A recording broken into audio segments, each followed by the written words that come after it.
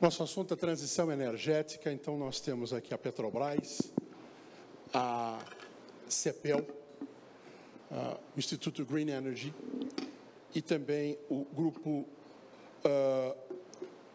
Pligo. É assim que se fala? That's the way we say it. Paglo. The group. How? I never recall. Paglo. That's right. Paglo. Gana, Petrobras Brasil, que o Brasil também, e à distância, nós vamos ouvir agora, para começar o painel, a palavra do Enio Verri, que é o diretor-presidente de Itaipu Internacional. Ele estaria aqui, não pôde estar, mas mandou uma mensagem e a gente vai acompanhar agora, então. Olá. Desde o seu primeiro mandato, o presidente Lula tem privilegiado a África como grande parceira do Brasil. Temos muito comum na nossa história e também temos muito comum para juntos desenvolver os nossos países. Essa série de encontros, coordenada pelo meu amigo João Bosco, tem feito essa diferença. A troca de informações, a análise de oportunidades e, principalmente, vislumbrar que podemos juntos construir países mais justos, desenvolvidos e um planeta cada vez mais justo. Quero parabenizar a você, João Bosco, a todos que estão participando, ao mesmo tempo que peço desculpas por esse ano não poder estar presente, tendo em vista a necessidade da minha presença na COP30. Mas tenho certeza, encontros como esse fazem a diferença para os nossos países e para a vida de nossa população. Um grande abraço a todos e todas.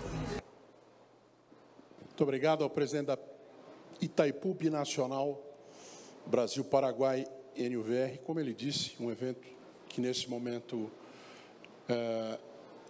não vou dizer que junta a todos, porque nós estamos aqui discutindo justamente a energia e a transição, mas é um evento que, obviamente, em torno dele gravita muito dessas discussões nesse instante, e eu vou tentar trazer aqui essas opiniões, essas impressões das pessoas que estão aqui, mas a gente tendo a perspectiva de que esse assunto vai continuar, principalmente aqui para nós no Brasil, no noticiário e também com desdobramentos, não só aqui no encontro anual entre brasileiros, brasileiras, africanos e africanas, como também a partir da semana que vem, ou já a partir de hoje, estamos tendo encontros de prefeitos no Rio de Janeiro, sobre esse assunto. Ou seja, é um assunto que está aqui neste encontro só começando. Eu vou pedir para a Maria Beatriz começar, justamente porque ela tem que voltar para o Rio de Janeiro, Então, eu vou pedir para que a senhora dê nessa ligação entre o privado e o público, em que estágio que a gente está em uma discussão em que o Brasil tem uma predominância, natural, afinal de contas, o Brasil é naturalmente, em termos de natureza, um polo produtor de energia possível, e também já há muitos anos, quando a gente pensa então em Petrobras e também em Itaipu, dois que já passaram por aqui e vão continuar passando, a gente gera energia de forma renovável há bastante tempo. O que é que a senhora pode nos aportar? Bom, em primeiro lugar, muito obrigada. É o segundo ano que eu tenho a honra e o privilégio de estar aqui. Queria agradecer ao professor Bosco essa oportunidade e também um agradecimento especial ao Pedro Fontinelli. Eu fiquei prestando muita atenção, obviamente, em tudo que foi dito aqui e fiquei pensando muito nas similitudes que existem entre Brasil e África. E falando em energia e em biodiversidade, eu queria que você, como moderador, me permitisse botar um a mais nessa conversa, que é algo que une, é um oceano de oportunidades que se chama Atlântico Sul. E fiquei muito feliz quando falaram aqui em economia azul, e eu acho que é um tema que Brasil e África podem desenvolver desde segurança alimentar até energia, se a gente trabalhar o Oceano Atlântico como um patrimônio comum a ser partilhado no sentido de pesquisa, de minerais que já existem, já estão sendo buscados. Nunca houve uma parceria uma cobiça tão grande da biodiversidade como está tendo agora. Não só pela própria biodiversidade, mas pelos territórios. Então, se a gente pensar no Oceano Atlântico Sul como um território que será muito cobiçado, se a gente pudesse pensar, eu ia até sugerir ao professor Bosco de fazer um Brasil-África Blue Forum, nesse sentido da gente trabalhar a economia azul, tanto do Brasil quanto da África, porque as regiões costeiras de ambos os países têm os mesmos desafios, as mesmas preocupações. As pesquisas que estão sendo feitas na economia azul no Brasil estão crescendo muito grande, já poderiam ser compartilhadas com a África, e não se esquecendo que por baixo do Atlântico a gente ainda chega no Oceano Índico e aí vai chegar na Índia. As possibilidades são inúmeras. A OCDE considera que a economia azul até 2030 vai atingir a casa dos 3 trilhões de dólares, se não atingir antes. Então, isso é um potencial enorme também no setor de energia, se a gente considerar perfuração, petróleo e gás. E eu estou indo um pouco além, porque uma tendência que está acontecendo agora, que eu considero perigosa, é você colocar os data centers subaquáticos. E aí tem um aquecimento dos oceanos. Quer dizer, dá para fazer um fórum somente disso, e eu estou falando isso porque eu organizo um evento no Rio de Janeiro, estão todos convidados, que vai acontecer em 27 a 29 de novembro, e o tema da economia azul está fortemente ocupando esse terreno. Eu fiquei muito feliz de sentar perto da Vanessa e ela também ter esse interesse da economia azul.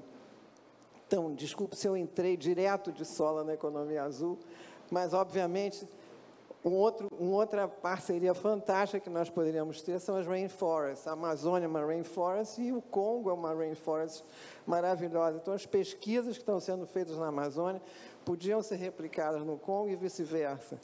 Então, existe uma possibilidade de criar uma Rainforest Business School.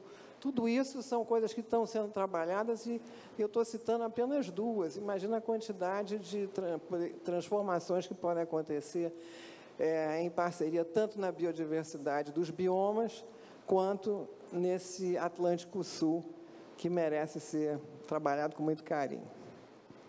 Nós já temos no Brasil a Universidade da Amazônia, né, voltada para os estudos, vou chamar de científicos, acadêmicos, com aquilo que se gera na floresta úmida, né, no rainforest, mas juntar essa vertente, ou ao lado dessa vertente também, uma vertente de escola de negócios, com todas as necessidades de preservação sendo aportadas pelo lado acadêmico, seria espetacular, de fato. Seria muito interessante. Vou passar a palavra para o Paios, para ficar Brasil-África, e depois a gente volta para os 2 últimos aqui que são do Brasil. Já tivemos a oportunidade de dividir um painel no ano passado, ou no ano anterior, mas foi, enfim, em um dos 2 últimos anos, também o Enio Verri estava lembrando aqui, foi no ano... That was last year. Last year, yeah. O Enio Verri foi no ano anterior, e é interessante porque a gente acaba, quando traz de novo um participante do ano anterior, ou de 2 anos atrás, para o efeito do que eu vou dizer mais ou menos a mesma coisa, ajuda a entender a evolução ou os caminhos em que as coisas ficaram interrompidas a partir das nossas descobertas aqui do fórum. Alguma coisa nesse sentido aconteceu, nessa ligação Brasil-África, você em Gana, ou a partir de Gana, que você possa dizer, de fato, aqui a gente conseguiu caminhar nesse último ano, ou já a partir de uns anos anteriores e continuou caminhando, ou as coisas continuam ainda muito incipientes? Ok, muito obrigado. Acho que antes de começar, eu gostaria de agradecer ao professor Bosco. Eu tenho orgulho de ontem, eu achei que eu não estaria,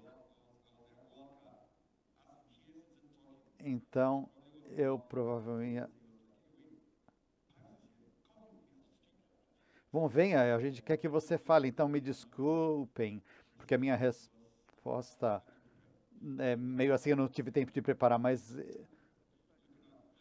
quando a gente vê aonde essa colaboração chegou com relação a Brasil e África e como a gente conecta esses dois povos para negócios. No ano passado a gente discutiu oportunidades na indústria extrativa e ver como nós podemos fazer parcerias que crescem. Infelizmente, eu acho que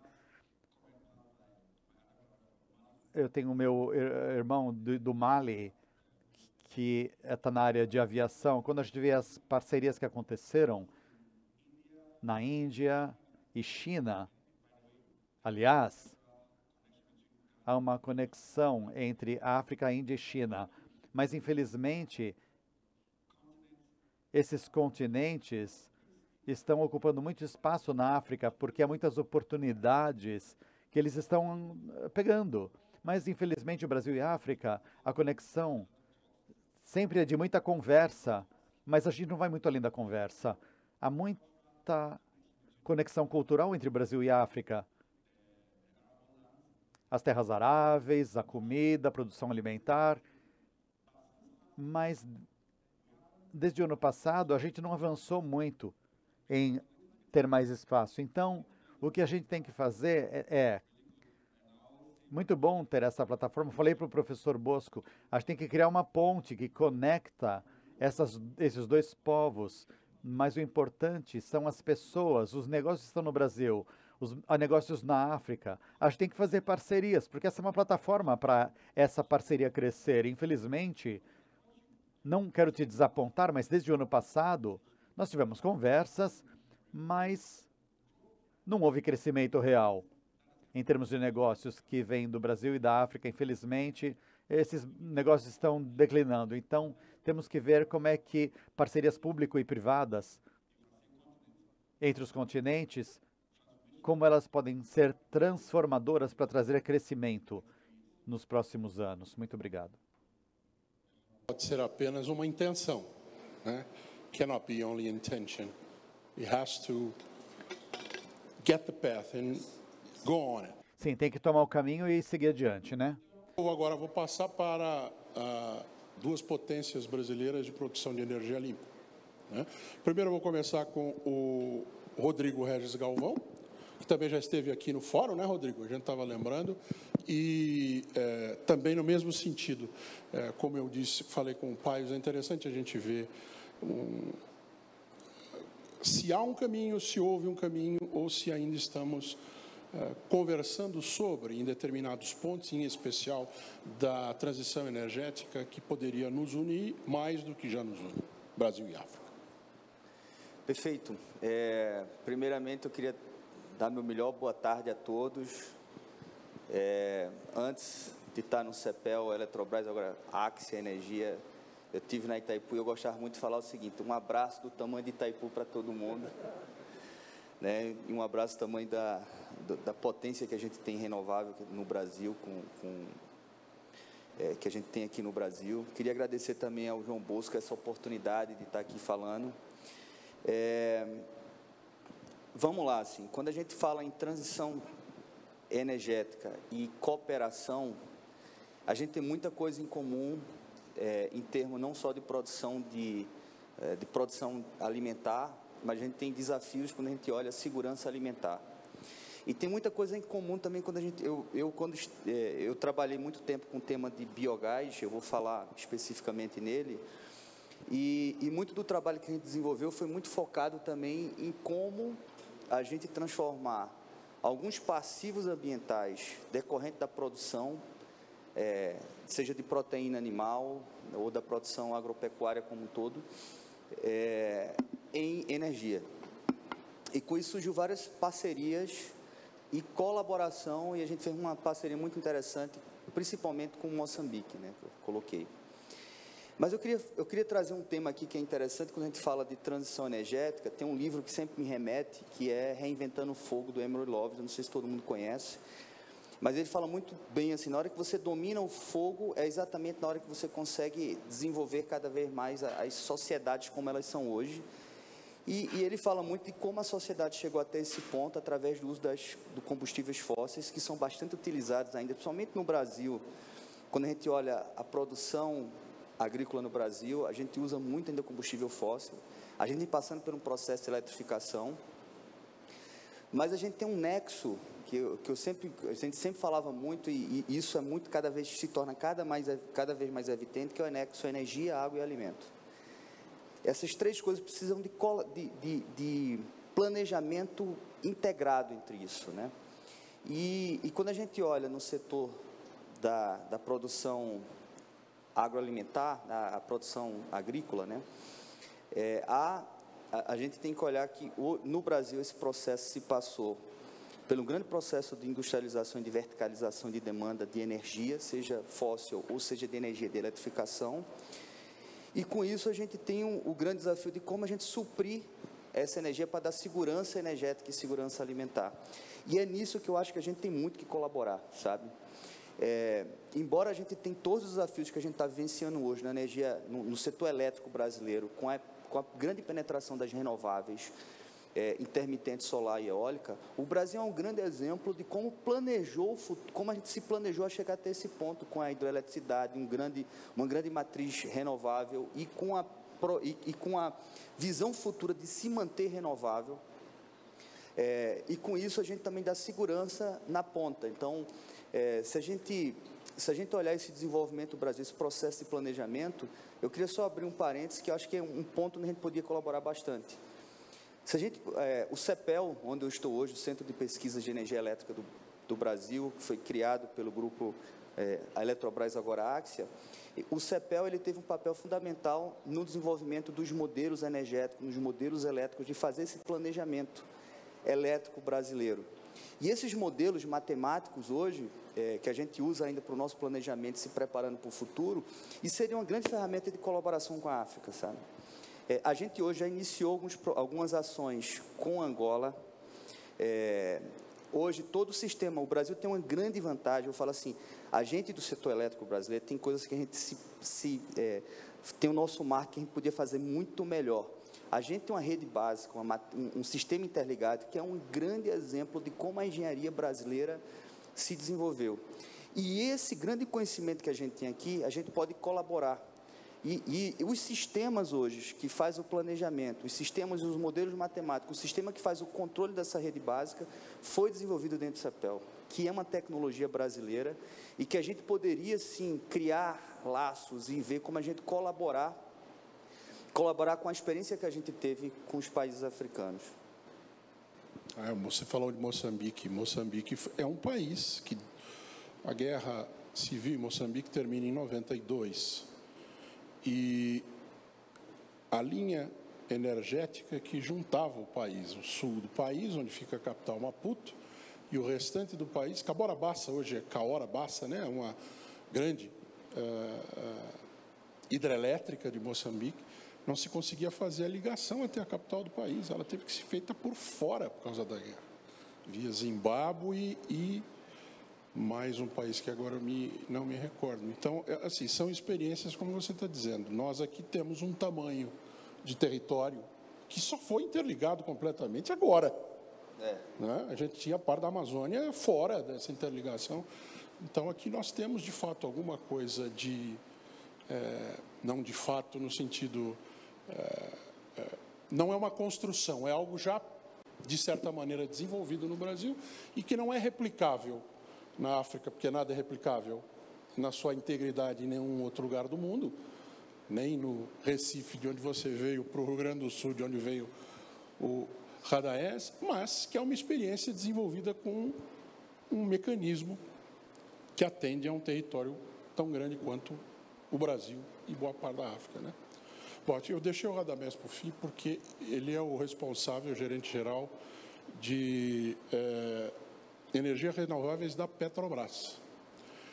E nós, brasileiros, pelo menos, acredito, brasileiras e brasileiros, estamos acompanhando recentemente. Teve a liberação aqui há 2 semanas, nem isso, de começar a COP30, da exploração de petróleo, primeiro teste, né?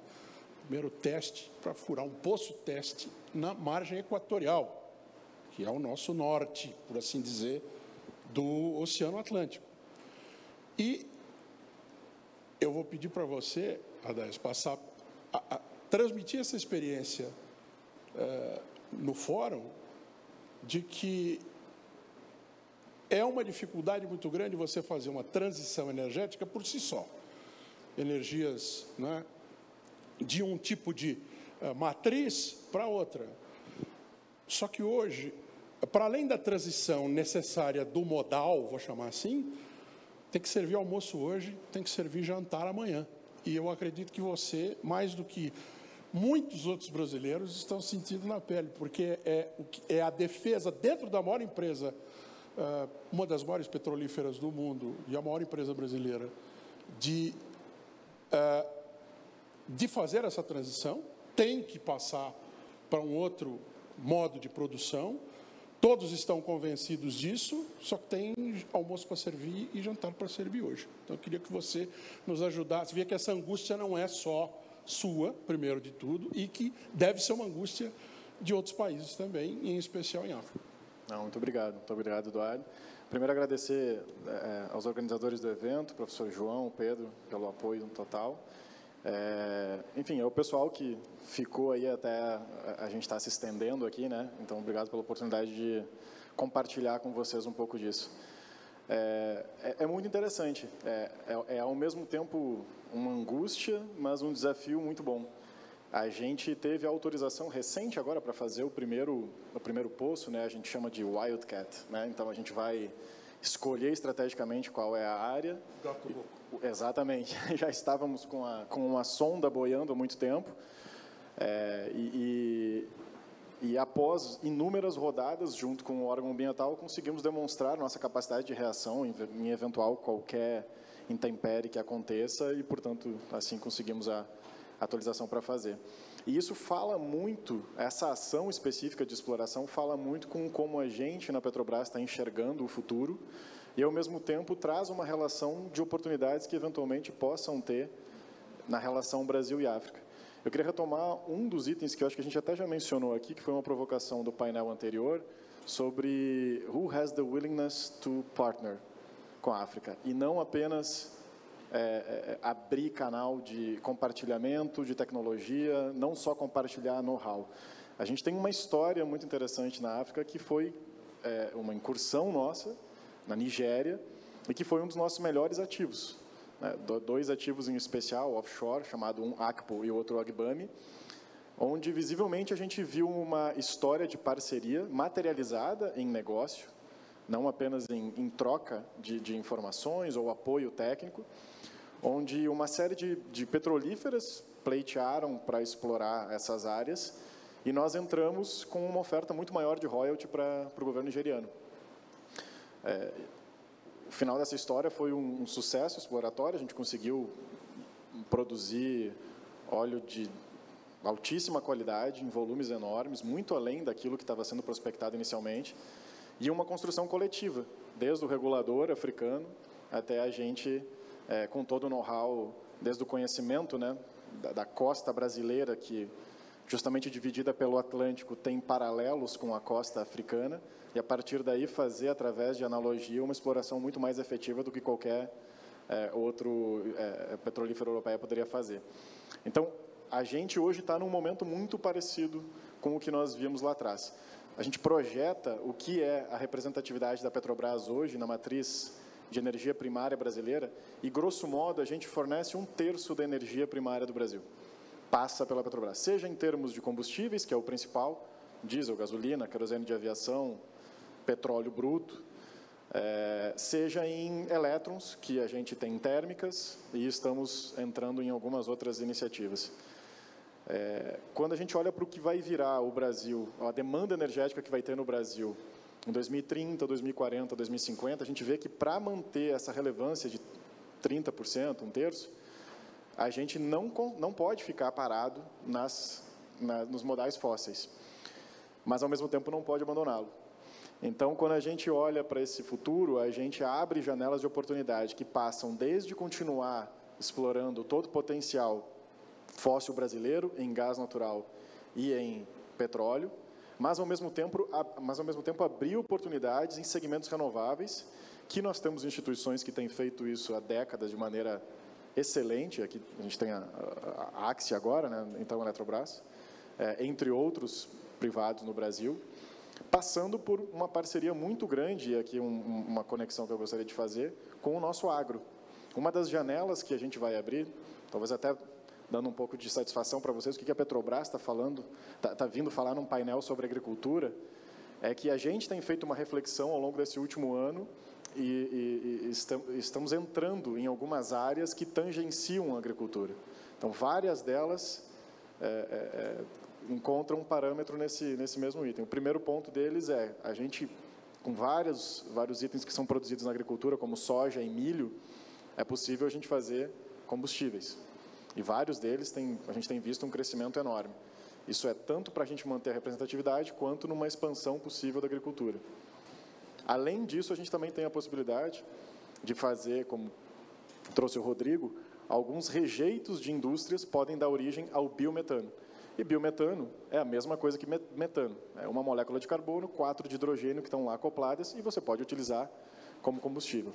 Então, grosso modo, o posicionamento que a gente está vendo na Petrobras é o que a gente está chamando de transição energética justa. Então, a gente olha para o futuro, busca crescer, tenta não gerar um impacto inflacionário na energia, de maneira a tornar viáveis todas as demais iniciativas que dependem de energia, que, em suma, são todas, e tentar manter a relevância da instituição junto no Brasil, que precisa crescer. Acho que a gente tem muita ponte com a África também nesse mesmo sentido. Muito bem. Quer falar alguma coisa, Paes? Fica à vontade. Yeah, Joe. Sim. Eu estava ouvindo aquilo que você estava falando com relação, e acho que é bem importante para a gente converter essa ideia em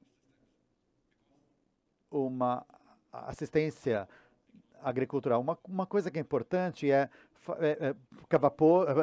furar poços, mas tem também a questão alimentar, não é? Então, a energia renovável para a Petrobras, que é baseada em combustíveis fósseis, mas a gente está transicionando para energia renovável, que é uma boa ideia. Mas como é que a gente converte isso no continente africano, onde a agricultura é predominantemente alimentada pela chuva, onde é deixada para o tempo natural? Então, a gente sabe que, por causa da mudança climática,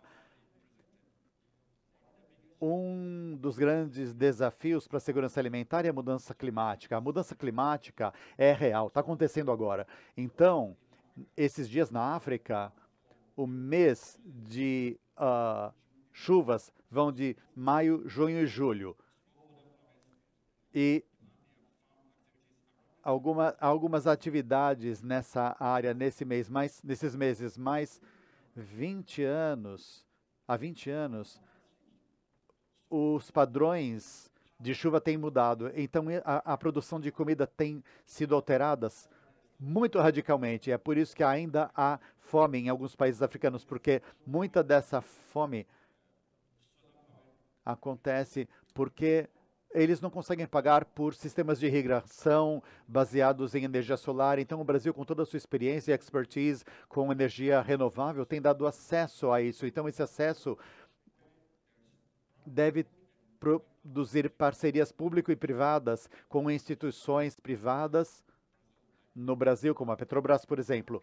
A África tem quase 300 dias de sol, então a gente pode investir em energia solar, você pode ter o benefício que a gente busca, mas isso também acontece para poder continuar dando o suprimento de água. Então, assim, nós podemos produzir o ano todo. Quando isso acontecer, eu posso garantir que em alguns anos, essa questão de fome na África, ou de mudança, ou de insegurança alimentar pode mudar. Então, são negócios entre o Brasil e a África que podem se juntar para construir políticas que possam gerar uma produção na África. Nos próximos 3 anos, a gente vai ter uma outra conversa, não sobre segurança alimentar, mas talvez sobre alguma coisa diferente disso. Então, fale conosco nos próximos anos. Muito obrigado. Agregar nessa necessidade de junção de comer todo mundo precisa, não é? Mas a conexão entre o fazer a necessidade, Estado, público e setor, terceiro setor, como é que está essa conexão e como é que poderia ser mais, eu não vou dizer mais rápido, mas mais contínuo esse tipo de preocupação, como o pai está dizendo? Eu fiquei prestando muita atenção no que vocês falaram e vi uma sintonia muito boa. Eu acho que é o moderador que está conseguindo fazer isso, talvez seja mérito dele, enfim. O fato, você falou no nexo energia, água, solo, você comentou sobre a questão de a Petrobras tangenciando o agro e depois, mais adiante, você falando sobre como é que você junta isso tudo, trazendo para a África todas essas iniciativas. E eu vou andar um pouquinho para trás no que o ministro falou, quando ele disse que a questão do desperdício, como é que você otimiza de uma maneira, gerando energia, os resíduos da agricultura, o lixão, como a gente chama, como é que você transforma isso em energia. Todas essas iniciativas que já acontecem, como é que a gente transmite isso e faz junto com a África exatamente o mesmo modus operandi.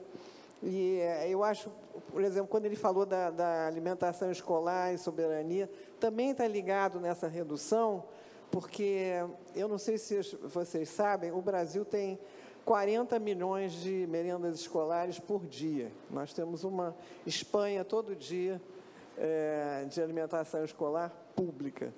E isso, imagina o impacto que isso tem, uma Espanha todo dia, se você direcionar na soberania alimentar, na segurança alimentar, se você começar a usar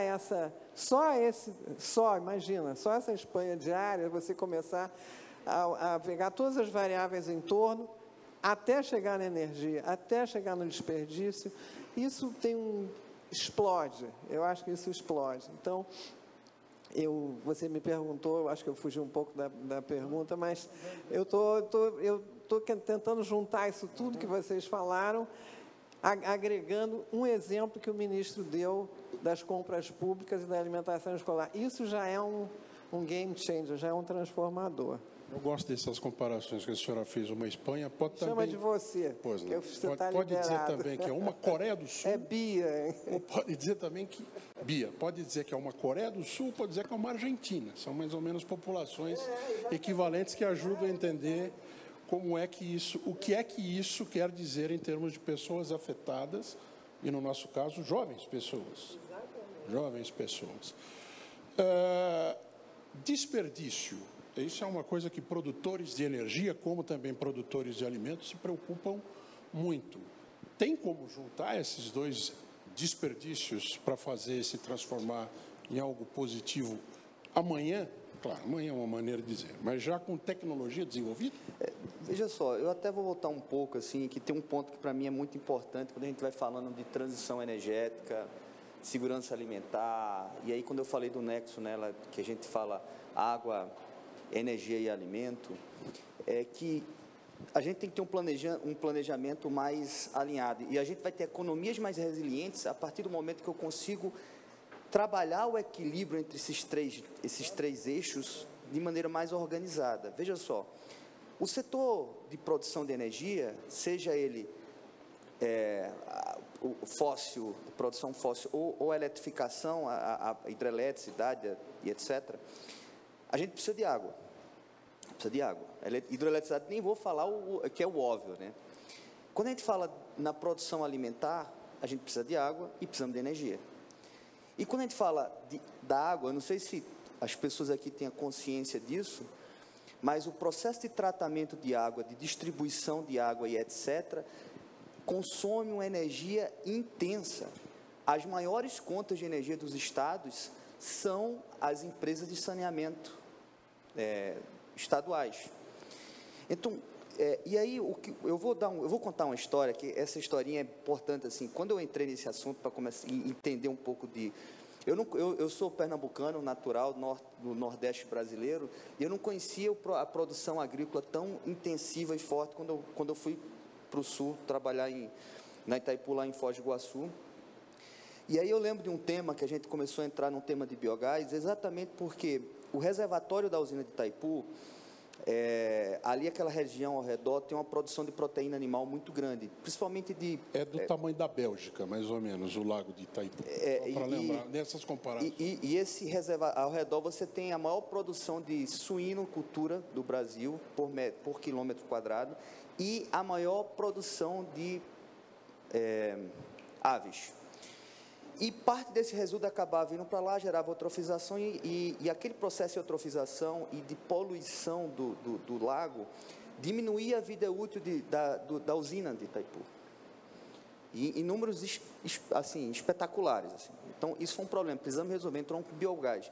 E eu lembro que a gente foi discutir o tema de biogás, e a gente ia bater no MME para discutir o tema de biogás. Eu disse, olha, precisamos criar uma política pública de estímulo do biogás no Brasil, e papapá. E eu lembro de um grande amigo meu, que era secretário de planejamento na época, outro pernambucano, foi presidente de Itaipu, foi presidente da Eletrobras, Altino Ventura, fazia, mas Regis, nós precisamos aumentar há tanto tempo, eu não lembro o período, mas era 7 mil megawatts, 7 gigas a cada tanto tempo. E você vem me falar aqui de produção de 150, 75 kVA, rapaz, isso aqui não é meu problema. E eu lembro que uma vez eu estava na Confederação Nacional da Agricultura, uma reunião do setor elétrico, que a gente usou aquele espaço em Brasília, discutindo os subsídios cruzados, não sei o que tal, e eu falando assim, cara, a gente está discutindo coisa do setor elétrico que envolve a agricultura, sem chamar a agricultura no espaço da agricultura. Eu tenho que discutir biogás, não é no setor de energia, é na agricultura. Cara, quando a gente montou a pauta e sentamos com o ministro de Agricultura para discutir a importância de uma produção, de uma economia circular na produção da agricultura, aproveitando o resíduo para produção de biogás, seja para energia elétrica ou para biometano, aí a coisa deu certo. E aí deslanchou tanto que no próximo mandato, eu lembro que no próximo ministro, foi o ministro Bezerra Coelho, a gente conseguiu implementar o Programa Nacional de Biogás. Outro pernambucano. E aí isso também vai se encaixando. Agora eu vou fazer uma piada para brasileiros e brasileiras. Tem um pernambucano e um gaúcho. A briga aqui vai ser grande. Os estados mais barristas do Brasil. Exatamente. Carioca também é barriga. Mas daí o problema é meu com o seu. Eu sou paulista e a Bia carioca. E aí, enfim, quando a gente consegue, eu contando essa história assim, isso mostra a importância da gente criar essas conexões entre esses setores para se conversar e aí construir nesse sentido, né? E o desperdício, você tocou num ponto que é relevante, que aí eu vou entrar no ponto, quando a gente fala transição energética, a gente fica muito preocupado, nós temos que gerar energia renovável. Não é só gerar energia renovável, gente. Né? Por exemplo, quando a gente pensa em transição energética, hoje a gente vive um grande problema no Brasil. Né? A gente encheu de energia renovável intermitente no sistema, a gente não tem sistema de transmissão para distribuir tudo isso. Acabou a gente gerando um problema de um afundamento de geração de energia renovável no horário de pico, que a gente chama a famosa curva do pato, que eu não quero explicar aqui, mas e isso acaba aumentando o desgaste de cavitação e tal nas nossas hidrelétricas, que não foram projetadas para isso, e aí vem outro desafio. Então, assim, quando a gente pensa em transição energética, a gente tem que pensar, sobretudo, de planejamento. E transição energética, eu vou muito alinhado com o que o Radaes colocou aqui. A gente tem que fazer uma transição justa, a gente tem que olhar as oportunidades que eu tenho e como fazer isso de maneira justa e qualitativa, assim, para a gente não afetar também demais os preços do combustível, o preço da energia no final. Mas, assim, acho que o grande desafio, o ponto que eu queria colocar aqui, é a necessidade da gente integrar dentro desse nexo, esse planejamento, essa coordenação melhor. Não cada um sair planejando sem conversar com outros. Então, deixa eu fazer uma provocação final aqui para o Radaes, que é justamente nessa transição energética, que parecia que o mundo inteiro estava convencido dessa necessidade, primeiro a partir dos estudos, depois a partir dos estados, para chegar, às vezes em alguns lugares essa transição ou mais perto no setor, mais rápido no setor privado ou nos estados no setor privado, mas parecia que chegamos a uma conclusão, de fato, a gente tem que fazer essa transição. E aí veio um presidente dos Estados Unidos, que não acredita nisso, e eu li hoje que o presidente do Paraguai também. O presidente do Paraguai não vai a COP, o presidente do Paraguai é o nosso outro lado em Itaipu. Nosso outro lado do Brasil, na produção de energia da Itaipu Binacional. Não iria fazer essa pergunta para ele, mas aproveitando que ele não está aqui, não é? Como é que se faz esse tipo de... Parece que tem que voltar sempre no começo dessa história de convencer as pessoas de que não, o petróleo não vai ser para sempre, a gente precisa das energias renováveis e a gente tem que tentar convencer governos, tentar convencer a iniciativa privada de novo. Como é que é isso? Antes fosse só o Trump, mas eu acho que eu tenho alguns Trumps no meu conselho, na minha diretoria, que volta e meia eu preciso explicar algumas coisas desse tipo. E não é uma tarefa simples, mas ao mesmo tempo é necessária. O que a gente percebe, e eu acho que é como a humanidade naturalmente evolui, eu acho que, pegando um gancho aqui no que o Rodrigo trouxe, a necessidade de planejamento é premente. Segurança alimentar, disponibilidade energética, seja para transitar para um modelo mais verde ou para disponibilizar um custo mais acessível ou para ter de forma mais segura, são coisas que demandam tempo. Quando eu tomo uma decisão de fazer um bid, por exemplo, perfurar um poço na costa norte brasileira, eu estou pensando em 2050. Eu estou pensando no Brent não do ano que vem. Eu estou pensando no preço do petróleo de 2040, 2050 e na eventual necessidade das pessoas de ainda consumirem petróleo. Então, eu acho que o que a gente tem que demonstrar é uma tendência clássica que a gente tem observado desde a Revolução Industrial. Se você pegar o que aconteceu em termos de energia nos últimos 200 anos, a gente percebe que os modais energéticos, vou chamar assim as fontes de energia, elas só se somaram. Agora você falou do Rio Grande do Sul, né? Talvez a gente tenha muita contribuição nisso. Mas a gente, enquanto humanidade, sempre cresceu o consumo da primeira forma de energia, que é lenha. E todas as que depois se somaram só foram adicionadas. Então, o que a gente tem percebido é a diminuição da relevância numa matriz maior. Por quê? Porque ninguém abdica, ninguém dá passo atrás no conforto da humanidade. Então, acho que o nosso primeiro ponto é pensar o seguinte, olha, não dá para continuar crescendo e abdicar de soluções que necessariamente tenham menos impacto na economia, na vida das pessoas, porque a transição climática é uma realidade. A gente antes pensava que é o que vai acontecer em termos de aquecimento dos oceanos e como isso vai impactar. Gente, é a primeira vez esse ano que a gente tem 2 furacões em nível 5.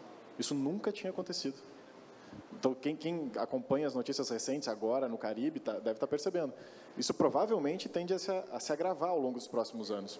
Então, é um desafio tanto para quem provê energia, quanto para quem pensa em soluções de alimentação e, enfim, todos os sistemas. Um gancho que não tem a ver com a pergunta, mas não queria deixar de colocar aqui, é que eu acho que a gente tem dois momentos diferentes. O Brasil é uma potência em termos de agricultura. A gente fala muito pouco aqui do que no meu entendimento, é uma das maiores joias que esse país tem, cujo nome é Embrapa. A gente tem uma produção tecnológica em termos de agricultura, e aí estamos falando de semente, de técnica de plantio, que é invejável para países europeus. A Embrapa em si foi constituída por um bando de japonês, europeu e brasileiro que teve uma ideia com um governo que tratou isso como uma política pública de longo prazo, e a gente tem hoje coisas sensacionais no país. Curvas de produtividade enormes. E isso é o que tem permitido a gente conter muito do avanço do desmatamento, que, concatenando, é o nosso principal problema em relação à questão de emissões de carbono. Esse tipo de iniciativa, a gente ainda tem espaço para desenvolver na África. A África não tem um nível de produtividade em termos de proporcionalidade de produção por hectare que a gente tem no Brasil. E isso é perfeitamente executável.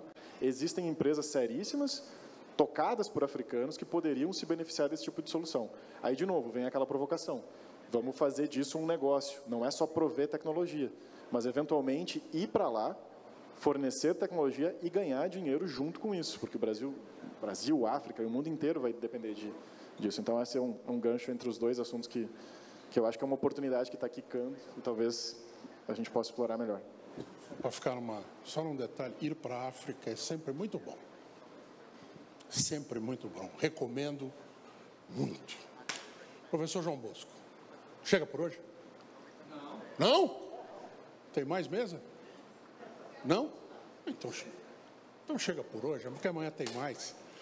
Professor, eu queria agradecer muito a oportunidade de estar aqui de novo. Eu acho que eu ecoo o que todos esses que estão aqui gostariam de dizer ao senhor e também àqueles que estiveram anteriormente.